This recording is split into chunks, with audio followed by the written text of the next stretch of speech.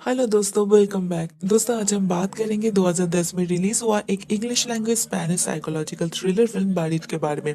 IMDb rating है 7/10, Rotten tomatoes में इसका स्कोर है 86%, मेटाक्रिटिक स्कोर है 65%। ये फिल्म डायरेक्ट किया है रॉड्रिगो कॉर्टेस ने and this film is written by Chris Sparling. Lead role में हम देख पाएंगे रैन रेनॉल्ड्स को एज पॉल कॉनरॉय और इस फिल्म का बजट था $2 मिलियन। ये फिल्म बॉक्स ऑफिस में काफी हिट हुआ था with a profit of $21.3 million. दोस्तों, ये कहानी है एक इराक बेस्ड अमेरिकी ट्रक ड्राइवर पॉल का, जिसे मिट्टी से 6 फुट नीचे जिंदा दफनाया गया है। उसके पास है सिर्फ 90 मिनट्स का ऑक्सीजन और कुछ सिलेक्टिव चीजें। अब इस टेरिफाइंग सिचुएशन में वो कैसे खुद को संभालता है, वो बाहर निकलने के लिए क्या क्या करता है और आखिर में वो बाहर निकल पाता है या नहीं। दोस्तों, ये फिल्म टॉप सर्वाइवल मूवीज में से एक है, तो फिल्म तो काफी टेंशन भरा होगा ही। तो चलिए जानते हैं आगे क्या होता है इस फिल्म में। धीरे धीरे सीन्स लौट रहा है पॉल कॉनरॉय का। वो दिखता है किसी ने उसका हाथ पैर बांध रखा है, लेकिन अंधेरे में उसे कुछ भी समझ में नहीं आ रहा वो है कहाँ पर। ढूंढने से उसे एक लाइटर मिलता है। वो उसे जलाता है और पाता है वो एक वुडन कॉफिन के अंदर है। बहुत मुश्किलों से वो रस्सियों को खोल पाता है, लेकिन उसे ये समझ में नहीं आ रहा वो यहाँ पर कैसे आ पहुंचा। ध्यान से सोचने पर उसे याद आता है उसकी और उसके कोवर्कर्स पर टेररिस्ट अटैक हुआ था। कई सारे दोस्तों को उसके सामने ही मार डाला गया था और उसे एक पत्थर लगा था जिसके कारण वो बेहोश हो गया था और अभी वो इस कॉफिन में बंद है। वो देखता है उसके पास है एक लाइटर, एक फ्लास्क, एक फ्लैशलाइट, एक नाइफ, एक ग्लो स्टिक, एक पेन, एक पेंसिल और एक फोन। वो जल्दी से इस फोन को उठाता है, लेकिन देखता है ये फोन उर्दू लैंग्वेज में है। वो किसी तरह से मैनेज करता है और अपनी बीवी को कॉल करता है, लेकिन ये कांटेक्ट नहीं बन पाता और वो सिर्फ एक मैसेज ही छोड़ पाता है। तभी उसे याद आता है यहाँ पर इराक में उसका जो एम्प्लॉयर था उन्होंने उसको एक सेफ्टी नंबर दिया था, कोई भी टेंशन में पड़ने पर वो वहां पर कॉल कर सकता है। वो जल्दी से इस नंबर पर डायल करता है, लेकिन यहाँ पर भी उसे कोई भी रिस्पॉन्स नहीं मिलता।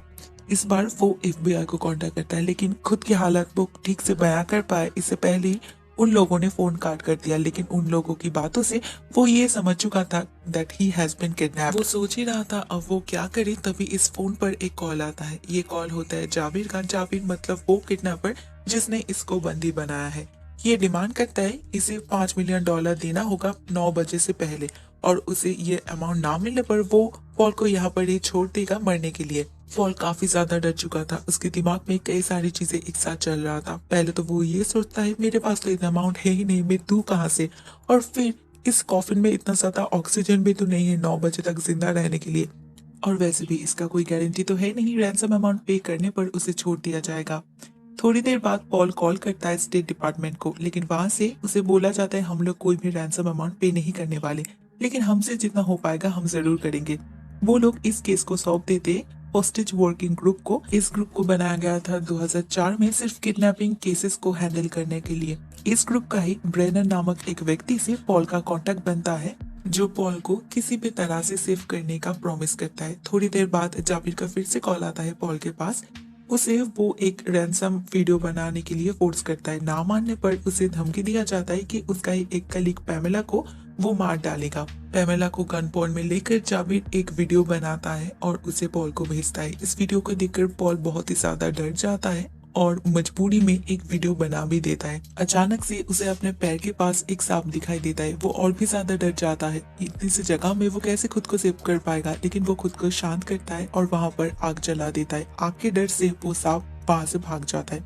वो खुद को संभाल ही रहा था, लेकिन तभी उसकी फोन पर एक वीडियो मैसेज पॉप आउट होता है। वो जब इस मैसेज को ओपन करता है उसे दिखाई देता है ये मैसेज जाबिर ने भेजा है और उसने पैमेला को शूट कर दिया है। इस वीडियो को देखकर पॉल बहुत ही ज्यादा डिप्रेस्ड हो जाता है। उसे लगने लगता है कि शायद पैमेला उसकी वजह से ही आज इस दुनिया में नहीं है।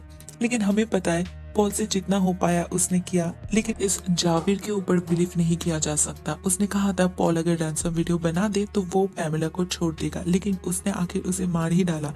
तो क्या पता रैंसम अमाउंट मिलने पर भी वो शायद पॉल को भी मार डालेगा। पॉल को बहुत ज्यादा टेंशन हो रहा था। अभी सिर्फ उसे एक स्ट्रॉन्ग एश्योरेंस चाहिए। वो ब्रेनर से बार बार बोलता है मुझे सिर्फ ऐसा एक नाम बताओ जिसे तुमने रेस्क्यू किया था। ब्रेनर कहता है मार्क वाइट। इस व्यक्ति को उन लोगों ने 3 हफ्ते पहले ही रेस्क्यू किया था। अचानक से ये कॉफिन बहुत जोर से हिलने लगता है, मानो कोई भूकंप आ गया हो, और ऊपरी हिस्सा टूट जाने की वजह से वहां से बहुत तेजी से बालू अंदर आ रहा है। पॉल हर उम्मीद हार चुका है। वो ये समझ चुका है आज ही उसका आखिरी दिन है। पॉल को पता चलता है यहाँ पर F-16 विमानों से बॉम्ब गिराया गया है। वो सुसाइड करने के लिए भी सोचता है, लेकिन फिर फैमिली के बारे में सोचकर रुक जाता है। उसे तभी पता चलता है आज सुबह ही उसे काम से निकाला गया था। मतलब अब अगर उसे कुछ हो जाए तो उसकी फैमिली को कोई भी इंश्योरेंस के पैसे नहीं मिलने वाला।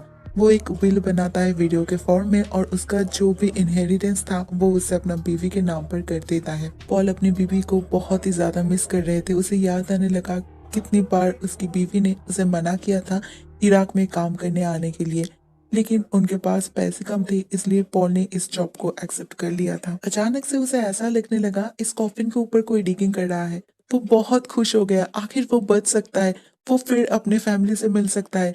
आवाज और भी ज्यादा होने लगा और इस कॉफिन को कोई खुला और सब कुछ चुप हो गया। ये उसका ही एक हेलुसिनेशन है। किसी ने भी उसका कॉफिन नहीं खोला था और उसका बचने का कोई उम्मीद भी अभी तक नहीं दिखाई दे रहा। ये कॉफिन भी आधा बालू से भर चुका है, ऑक्सीजन भी कम होता जा रहा और शायद ऑक्सीजन की कमी की वजह से ही वो ये सब हेलुसिनेट कर रहा है। ब्रैनर का फोन फिर से आता है। वो उसे कहता है शायद जाबिर अब भी जिंदा नहीं है, लेकिन वो गलत था, क्योंकि कुछ देर में ही जाबिर का फोन फिर से पॉल को आता है। वो अभी काफी वायलेंट हो चुका, क्योंकि इस बॉम्बिंग अटैक में वो तो बच गया था, लेकिन उसका पूरा फैमिली का खात्मा हो चुका था। जाबिर पॉल से कहता है अपना उंगली काटो और उसका एक वीडियो बनाओ। ऐसा ना करने पर उसकी फैमिली को खत्म करने का धमकी दिया जाता है, लेकिन अगर पॉल ने ऐसा कर दिया तो सिर्फ उसका फैमिली सेफ नहीं होएगा, साथ में जाबिर गवर्नमेंट से भी कह देगा पॉल कहाँ पर है। पॉल जाबिर के ऊपर बिल्कुल भी भरोसा नहीं करता, लेकिन उसके पास और कोई ऑप्शन भी तो नहीं है। उसे ये रिस्क लेना ही होगा, क्योंकि ये कॉफिन आधा भर चुका है बालू से और ऑक्सीजन भी खत्म होने वाला है। पॉल के पास जो नाइफ था उससे वो अपना उंगली काटता है, उसका एक वीडियो बनाकर वो जाबिर को भेजता है। बहुत दर्द होता है उसे, लेकिन वो सहन कर लेता है इस उम्मीद में कि शायद उसका फैमिली बच जाए, शायद वो बच जाए। तभी पॉल के पास फोन आता है ब्रेनर का। वो पॉल से कहता है हमें लोकेशन मिल गया है और हम बहुत जल्दी तुम तक पहुंचने वाले हैं। ब्रेनर और उसके साथी पहुंच जाते एक कब्रिस्तान पर और सपोजली उसी कॉफिन के ऊपर वो लोग डिगिंग करना शुरू करते हैं। पॉल भी काफी ज्यादा रिलीव्ड हो जाता है कि चलो और कुछ ही मिनट का दूरी है, लेकिन कुछ तो गड़बड़ है। पॉल फोन में तो क्लियरली डिगिंग की आवाज सुन पा रहा था, लेकिन रियलिटी में कोई भी आवाज सुनाई नहीं दे रहा था उसको। कॉफिन भी लगभग बालू से भर चुका था। पॉल बहुत ही परेशान हो गया था। वो बार बार ब्रेनर से कहता है जल्दी करो जल्दी करो। ब्रेनर भी अपनी पूरी कोशिश कर रहा है। वो लोग जल्दी से डिगिंग कंप्लीट करते हैं और कॉफिन को बाहर निकलता है, लेकिन कॉफिन को बाहर निकालते ही उन्हें शॉक लगता है, क्योंकि इस कॉफिन में तो मार्क वाइट है। मार्क वाइट का डेड बॉडी है, यहाँ पर पॉल तो नहीं है। और उधर कॉफिन के अंदर से पॉल ब्रेनर का लास्ट वर्ड फोन में यही सुन पाया, I am sorry Paul, I am sorry. हाँ दोस्तों, पॉल मारा गया। इतना कोशिशों के बावजूद पॉल को ठीक समय के अंदर ढूंढ नहीं पाए ब्रेनर ने। गलत कॉफिन निकाला उन्होंने। हमें पता चलता है ब्रेनर ने पॉल से झूठ कहा था मार्क वाइट के बारे में, लेकिन उसने तो सिर्फ उसे एक होप देने की कोशिश की थी। लेकिन इतना कोशिश, इतना स्ट्रगल्स सब वेस्ट हो गया। कितना अच्छा होता ना अगर पॉल बच जाता, लेकिन हर सिचुएशन का कहाँ हैप्पी एंडिंग होता है। और यही शायद इस फिल्म का सच्चाई है, क्योंकि रियलिटी में भी कहाँ हर होस्टेजेस को बचा पाते हैं पुलिस। उनका कोशिश तो पूरा रहता है, लेकिन वो तो आखिर इंसान ही है ना। दोस्तों, मैं यहाँ पर ही मेरी वीडियो खत्म करती हूँ। अगर आपको ये वीडियो अच्छा लगा हो तो प्लीज लाइक दे देना एंड सब्सक्राइब कर देना। Thank you.